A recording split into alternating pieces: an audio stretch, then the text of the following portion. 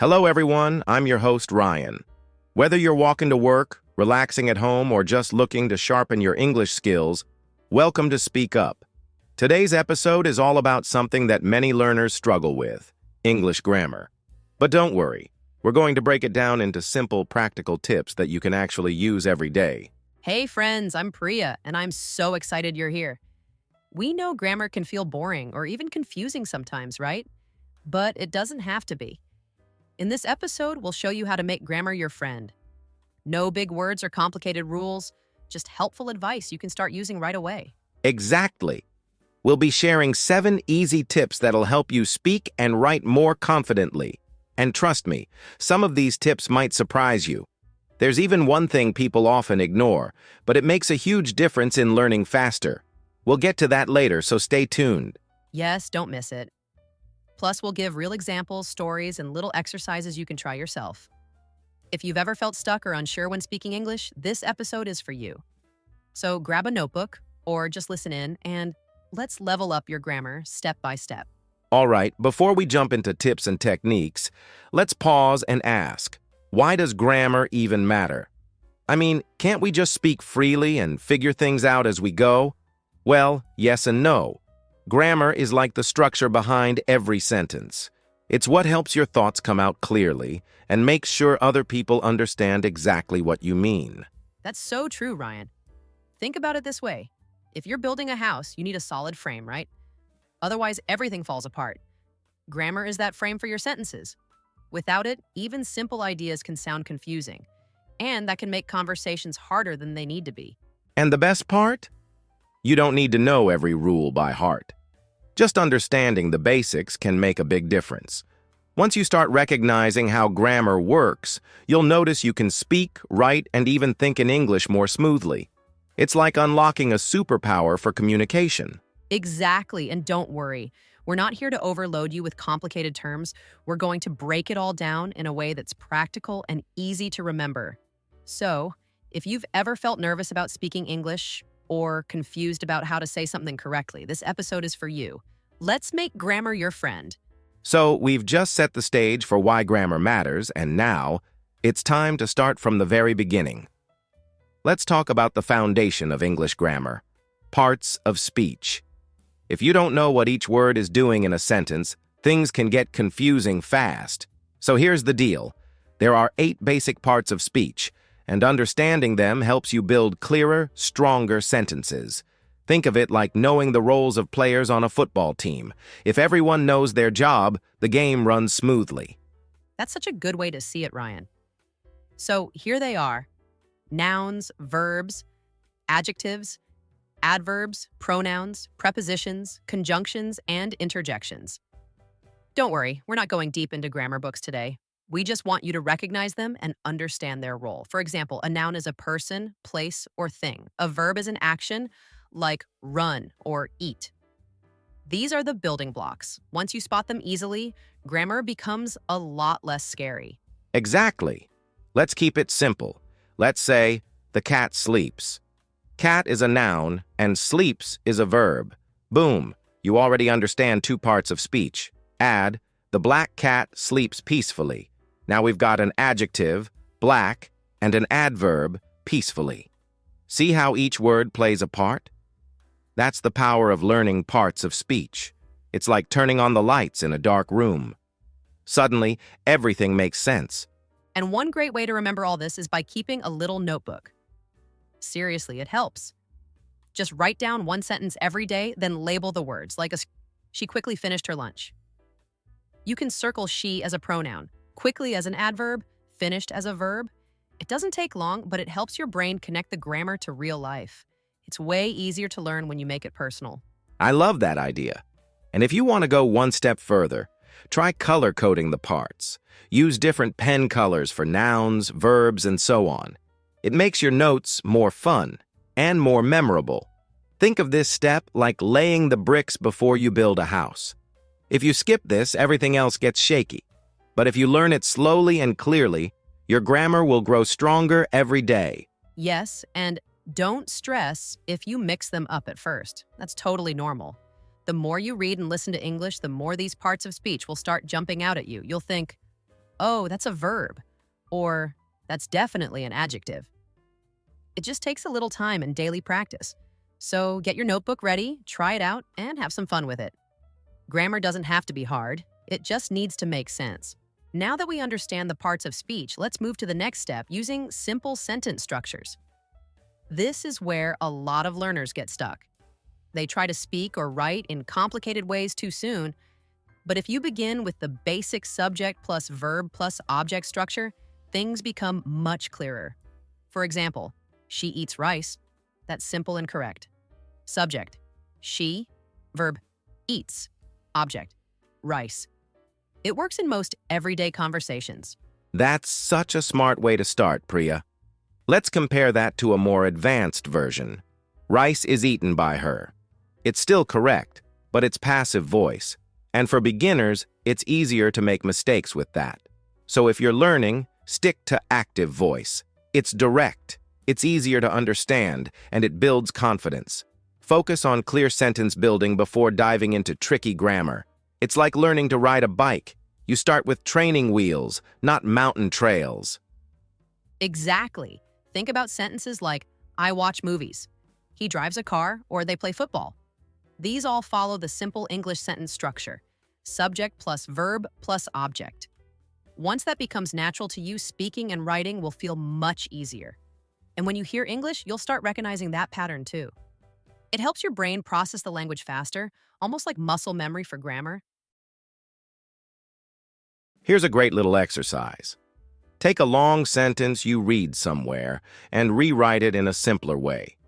For example, the little boy who was wearing a red cap ran quickly to the store to buy some snacks.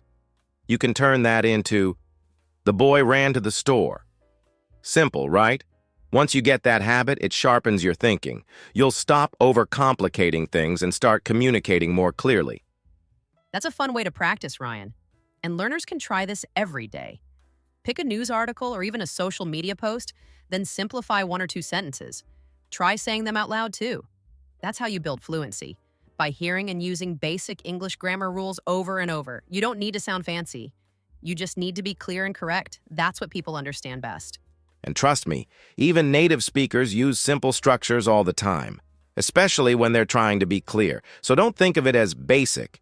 Think of it as strong and smart. Master the simple structure first, and everything else in grammar will make more sense. And we've still got some great tips coming up, especially one that can improve your grammar while watching TV. But more on that later. Now that we've built some confidence with sentence structure, let's take the next big step. Tenses. Don't worry, we're not diving into grammar charts. We're just going to connect tenses to your daily life.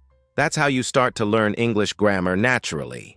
For example, every day you do things like waking up, eating breakfast, going to work. Those actions are perfect for practicing tenses. Let's say, I wake up at 7. That's present simple, something you do regularly. Right. Now if you talk about yesterday, it becomes, I woke up at 7 yesterday. That's past simple. And for tomorrow, you can say, I will wake up at 7. That's future simple. See how easy that is when you tie it to your real routine? This is one of the best ways to improve your English tenses practice. You're not just memorizing rules, you're using them in real life. It feels more natural and it sticks better in your mind. Exactly, Priya. And the great thing is, your day is full of chances to practice. You can say, I brushed my teeth, I watched TV last night, I will cook dinner later. That's 3 different tenses without even opening a textbook. The more you say these out loud, the more automatic it becomes. You're training your brain to think in English, and that's the real goal. Here's a great little tip. Keep a tense diary. It's super easy. Every day, just write 3 short sentences. One in the present, one in the past, and one in the future. For example, I eat lunch at 1, I ate pizza yesterday, and I will go shopping tomorrow. You don't need fancy words, just real things from your life. This habit is small but powerful. It builds your grammar one day at a time. I love that. It's like giving your brain a daily workout.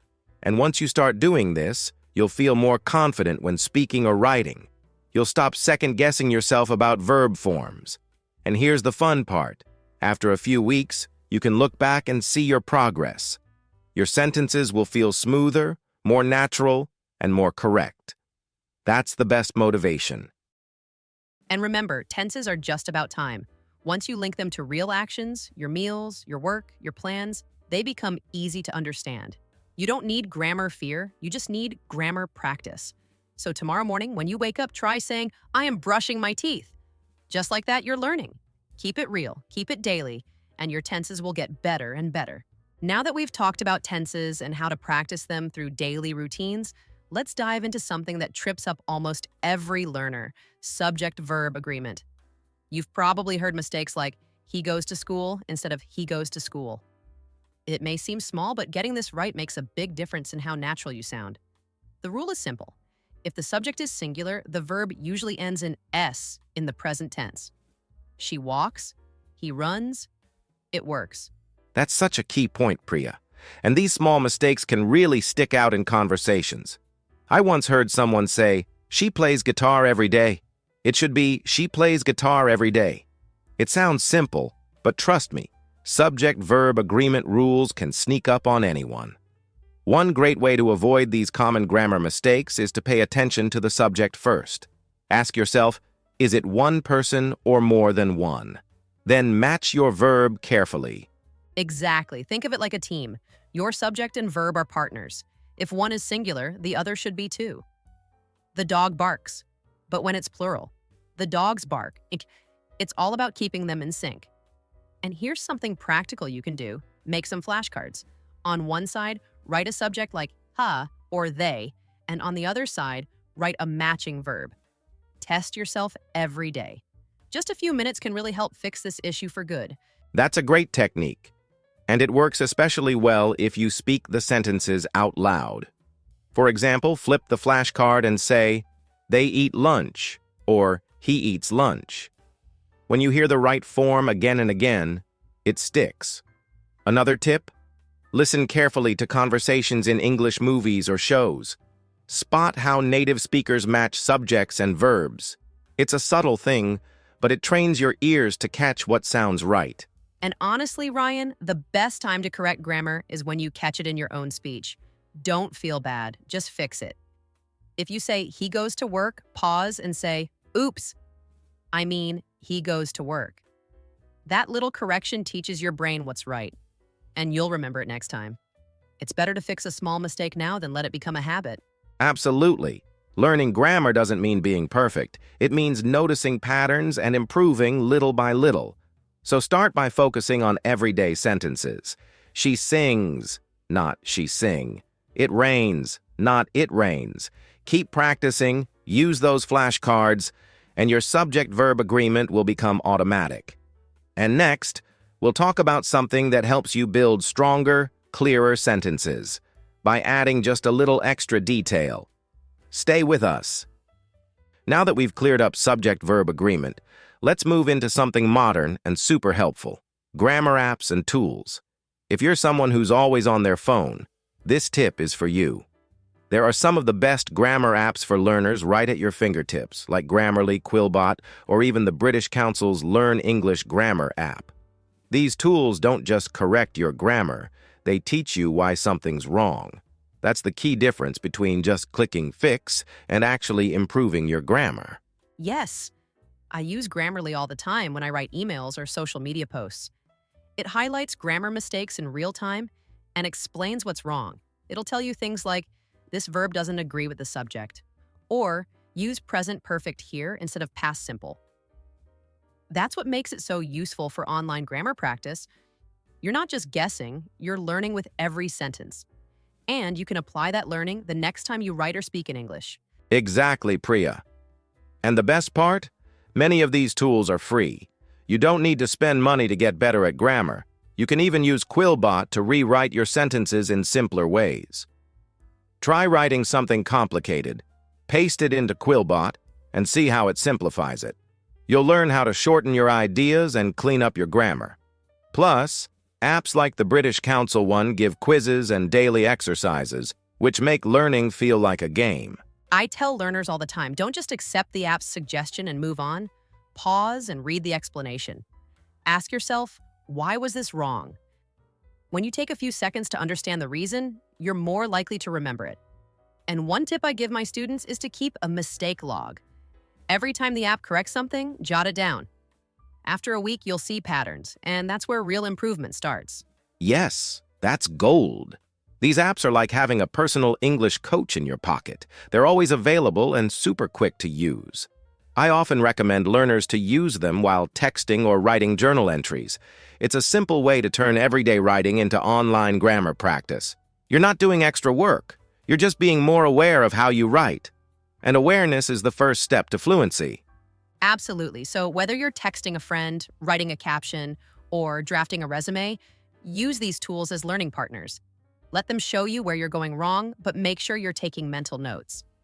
Over time, you'll make fewer mistakes because your brain will already know the right pattern.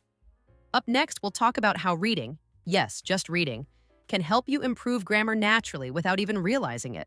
Now that we've explored grammar apps and tools, let's talk about something you already do, listening and reading. But this time, we'll do it with a purpose. If you want to learn English grammar through listening, podcasts, TV shows, and audiobooks are gold. And here's a bonus. Turn on subtitles while watching. That way, you're listening and reading at the same time. Your brain starts to connect the grammar rules with how native speakers actually speak. You'll notice sentence patterns, word order, and verb forms without needing to sit down with a grammar book. Exactly. This kind of passive learning becomes active when you pay attention. Let's say you're watching a show like Friends or listening to a podcast like The English We Speak. Pause when you hear a useful sentence. Replay it, write it down, and read it out loud. You'll absorb grammar in context, not just as rules. And if you want to improve grammar through reading, children's books or simple news articles are a great place to start. The language is clear and direct, which helps you spot grammar structures without confusion. Yes. A lot of learners think grammar only comes from textbooks, but that's not true. Stories, interviews, even comic strips, they're full of correct grammar being used in real life. I tell my students to pick short, interesting pieces. Don't worry about reading for hours. Just read a short story, maybe one article a day, and underline or highlight grammar patterns you recognize. How did they use the past tense? What kind of questions did they ask?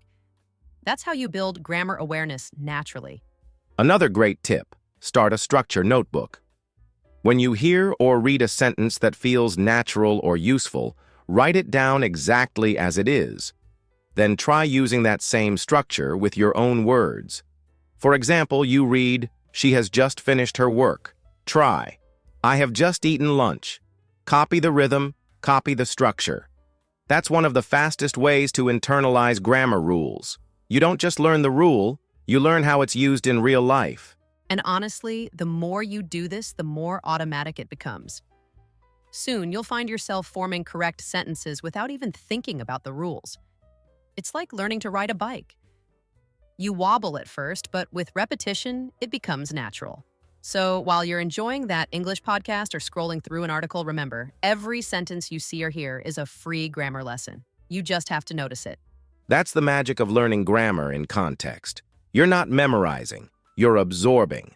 So keep your ears and eyes open during your daily routine. And speaking of daily habits, in our next segment, we're going to show you one simple way to make grammar practice part of your everyday life without feeling like it's homework. Stick around for that. Now that we've seen how grammar lives in the things we listen to and read, let's talk about the most powerful habit you can build: speaking and writing every single day. It doesn't have to be perfect. In fact, making mistakes is part of the process. The goal is simple: use English actively. If you want to improve spoken grammar, start by recording yourself. Just 2 minutes a day. Talk about your morning routine, your lunch, or how your day went. Then listen back. You'll start to hear your own grammar patterns, what sounds natural, what needs work. It's like coaching yourself. That's so true, Ryan. And for writing, keep it short and simple. Set a goal to write just one paragraph a day. It could be about something you learned, how you're feeling, or even a short story. This daily English practice doesn't take long, but the results add up fast. Your brain starts to remember the correct grammar patterns through repetition. And if you're unsure about something, There are grammar apps or even browser extensions that can help you check and learn from your writing. Another great way to build fluency is to join a speaking group or find a few friends who also want to practice English. Start a WhatsApp group or a video call once or twice a week. Even chatting casually in English helps you build confidence. And when you speak, don't stress too much about being perfect. Just aim to use full sentences, correct verb forms, and gradually your grammar will tighten up. You'll be surprised how quickly your fluency and accuracy improve when you make it a daily habit. Exactly. The more you speak and write, the more natural grammar becomes. I often tell my students, don't just learn grammar, live it. That means turning English into a part of your lifestyle. Talk to yourself in English while cooking, send voice notes to a friend, or even explain a recipe out loud. These small daily moments train your brain to think in English. And thinking in English is one of the biggest steps toward fluency. Also, give yourself small challenges. For example, try using a different tense each day. Present simple on Monday, past tense on Tuesday, and so on. It keeps things fun and forces you to think actively. And remember, when you speak out loud, it connects the grammar to your voice and your muscle memory. That's why even recording a 2-minute message to yourself every day can be more powerful than hours of studying rules. Exactly. Grammar doesn't improve by just reading about it. It improves when you use it consistently.